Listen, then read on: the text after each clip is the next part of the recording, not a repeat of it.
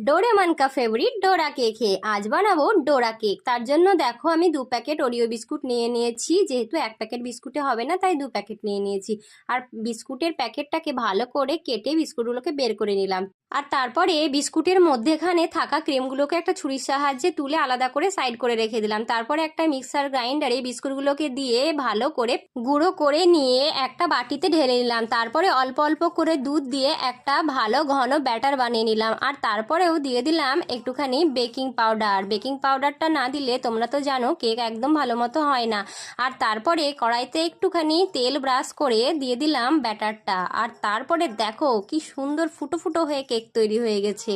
আর জানো তো এই 2 প্যাকেট বিস্কুটে দুটো একই মাপের কেক তৈরি হয়েছিল আর একটা পুচকি কেক তৈরি হয়েছিল, যেটা আমি নিজেই খেয়ে নিয়েছি। তার যে ছাড়িয়ে রেখেছিলাম ক্রিমটা সেইটাকে মধ্যেখানে দিয়ে দিলাম। ভিডিওটা কেমন লাগলো প্লিজ কমেন্টে আমাকে জানিও আর একটা লাইক করে দিও। আজকের মতো টাটা।